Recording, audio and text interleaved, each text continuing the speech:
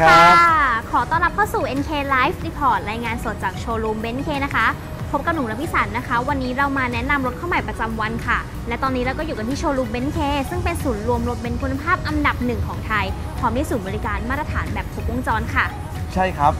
สิ่งสำคัญนะครับในการเลือกซื้อรถเบนซ์มือสองสัก1คันนะครับนะครับโชว์รูมต้องได้มาตรฐานนะครับข้อที่2นะครับต้องมีศูนย์บริการหลังการขายนะครับผมค่ะในส่วนของโชว์รูมที่ได้รับมาตรฐานนะคะนุ่งหนิงอยากแนะนำให้ท่านผู้ชมลองเข้ามาชมรถที่โชว์รูมของเราก่อนได้ค่ะโดยโชว์รูมของเรานะคะมีพื้นที่มากกว่า5ไร่ตั้งอยู่บนถนนกาญจนาภิเษกนะคะมีการจัดแบ่งรถเนี่ยออกเป็นหมวดหมู่เลยในแต่รุ่นแต่คลาสไว้เป็นอย่างดีเพื่อความสะดวกสบายสูงสุดของลูกค้าทุกท่านที่เข้ามาเลือกชมรถที่โชว์รูมของเรานะคะโดยเราค่ะมีรถเบนซ์สวยๆเนี่ยให้เลือกมากกว่า150คันพร้อมด้วยชื่อเสียงและประสบการณ์ยาวนานมากกว่า50ปีเป็นตัวการันตีด้วยค่ะใช่ครับเบนซ์เคของเรานะครับนอกเหนือจากโชว์รูมที่ได้มาตรฐานแล้วนะครับเบนซ์เคของเรานะครับยังมีศูนย์บริการ NK Service Center นะครับเป็นศูนย์บริการขนาดใหญ่กว่า50ช่องซ่อมนะครับพร้อมด้วยทีมงานช่างมืออาชีพประสบการณ์สูงและเรายังมีเครื่องมือทันสมัยนะครับครบครันนะครับไว้คอยดูแลรถของคุณลูกค้าตลอดอายุการใช้งานเพราะฉะนั้นนะครับมั่นใจด้วยนะครับว่าเลือกซื้อรถเบนซ์มือ2กับเบนซ์ NK ได้รับบริการหลังการขายที่ดีแน่นอนครับและนอกเหนือจากเรามีรถเบนซ์สวยๆเนี่ยให้เลือกมากกว่า150คันแล้วนะคะทางเบนซ์ NK ของเรายังมีทีมงานรับซื้อรถเบนซ์สวยให้ราคาสูงที่สุดในประเทศประเมินราคาได้ถึงบ้านคุณทุกทิศทั่วไทยมั่นใจได้กับทีมงานมืออาชีพเชื่อถือได้หมดความกังวลในเรื่องต่างๆอย่าลืมนะคะหากท่านใดคิดจะซื้อขายรถเบนซ์สวยๆติดต่อแผนกรับซื้อของเราได้โดยตรงที่เบอร์ฮอตไลน์ค่ะเบอร์0876437777ค่ะคิดจะซื้อคิดจะขายรถเบนซ์อย่างมั่นใจคิดถึงเบนซ์ NK ทุกครั้งนะครับและรถเข้าใหม่ของเราในวันนี้นะคะต้องบอกเลยว่าเป็นอีกหนึ่งรุ่นค่ะที่ได้รับความนิยมเป็นอย่างมากเลยนะคะด้วยรูปลักษณ์ของเขานะคะที่สวยโฉบเฉี่ยวจริงๆและงบประมาณคันนี้ค่ะไม่ถึง2ล้านก็สามารถเป็นเจ้าของคันนี้กันไปได้เลยค่ะครับสำหรับตัวรถคันนี้นะครับก็เป็น mercedes-benz นะครับ CLA250 AMG นะครับ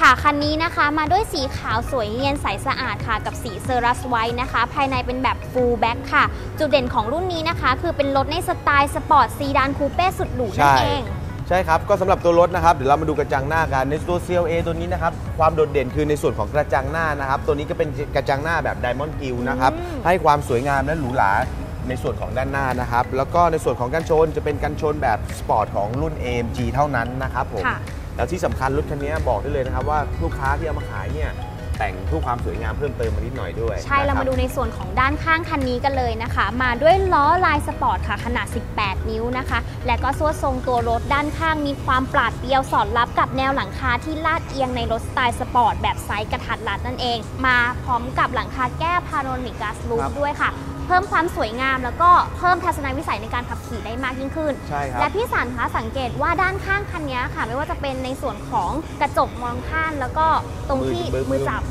บแล้วก็สปอยเลอร์ด้านหลังคือลูกค้าเนี่ยได้มีการตกแต่งเพิ่มเติมในเรื่องของคาร์บอนแคปล่าเพิ่มความสวยงามมากขึ้นให้กับตัวรถด้วยนะครับใช่แล้วค่ะเดี๋ยวเรามาดูด้านท้ายกันในส่วนของ CLA นะครับที่โดดเด่นอีกอย่างหนึ่งของด้านหลังคือในเรื่องของไฟ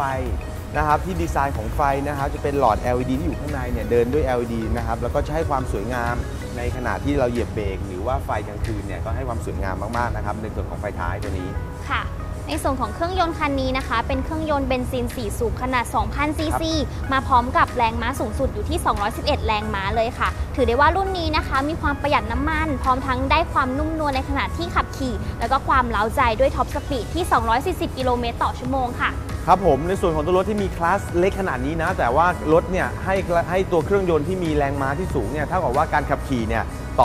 อบโจทย์กับคุณลูกค้าหลายๆท่านแน่นอนนะครับค่ะสำหรับลูกค้านะคะที่ดูไลฟ์ของเราอยู่ตอนนี้แล้วก็ต้องการสอบถามรายละเอียดเพิ่มเติมเกี่ยวกับตัวรถคันนี้นะคะสามารถสแกน QR code ที่มุมด้านล่างจอตอนนี้ของเรากันได้เลยค่ะในส่วนของห้องโดยสารภายในนะคะคันนี้มาด้วยเบาะทรงสปอร์ตสีดำค่ะเดินด้วยด้ายแดงนะคะเบาะแบบนี้เนี่ยจะกระชับสรีระของผู้ขับขี่ได้เป็นอย่างดีเลยเป็นเบาะหนังแท้สลับกับไดนามิก้าไมโครไฟเบอร์นะคะรวมไปถึงในส่วนของการตกแต่งห้องโดยสารเนี่ยมีความสปอร์ตลงตัวเป็นอย่างมากค่ะครับผมสำหรับตัวรถนะครับภายในนะครับก็พอเราเข้ามาปุ๊บเนี่ยเราจะทราบเลยว่ารถเนี่ยจะเป็นปี 2016 เพราะว่า1เนี่ยในส่วนของหน้าจอตัวนี้นะครับเป็นหน้าจอดีไซน์ใหม่ที่มีขนาดใหญ่กว่าตัวปี 15 นะครับแล้วก็ตัวดิสเพลย์ภายในเนี่ยมีการเปลี่ยนแปลงด้วยนะครับผมแล้วก็ในเรื่องของฟังก์ชันของตัวรถนะครับอีกอย่างนึงคือในตัวของ Dynamic Select นะครับผมตัวนี้นะครับที่ตัวเครื่องยนต์เนี่ยมีขนาดเครื่องยนต์ที่เป็นตัว 2,000 เทอร์โบนะครับ211แรงม้าแล้วนะครับตัวรถเนี่ยยังสามารถปรับเปลี่ยนในเรื่องของฟังก์ชันในการขับขี่ได้ด้วยนะครับ1 ในตัวของระบบ Eco เราสามารถเลือกโหมดให้เป็นประหยัดได้เนี่ยก็คือเข้ามาที่ฟังก์ชันในตัวของ Eco นะครับแล้วก็2ในเรื่องของตัว Comfort นะครับตัวนี้ก็จะเป็นโหมดการขับขี่แบบ Standard ก็คือเป็นโหมดที่ขับทั่วไปในเมืองนะครับแต่ถ้าลูกค้าต้องการอัตราการเร่งที่ดีขึ้นนะครับเราก็สามารถกดในตัวของที่เป็นรุ่นแบบตัวสปอร์ตได้ด้วยนะครับฟังก์ชันสปอร์ตนะครับทำให้ตัวรถเนี่ยมีอัตราการเร่งที่ดีแน่นอนนะครับผมแล้วก็พวงมาลัยเป็นพวงมาลัย3ก้านท้ายตัดตัวนี้ก็คือจะเป็นในรุ่นของ AMG เท่านั้นอยู่แล้วนะครับสำหรับตัวรถนะครับใครที่กำลังมองหาตัว CLA อยู่นะครับห้ามพลาดเลยนะครับสำหรับรถคันนี้เพราะว่าตัวรถคันนี้นะครับเบนซ์เคเราหาเข้ามาเนี่ยตัวรถคันนี้เป็นตัวรถปี 2016 นะครับแล้ววารันตีเบนซ์ไทยแลนด์เนี่ยคันนี้หมดถึงปี 2019 เลยนะครับผมเดี๋ยวเรามาสรุปตัวรถคันนี้กันอีกครั้งหนึ่งดีกว่านะคะครับผมก็ตัวรถนะครับเป็น mercedes-benz CLA250 AMG นะครับมาพร้อมด้วยสีขาวเซอรัสไว้นะครับตัวรถนะครับจะเป็นตัวรถปี 2016 นะครับแล้วที่สำคัญนะครับราคาเบนซ์เคตั้งอยู่ที่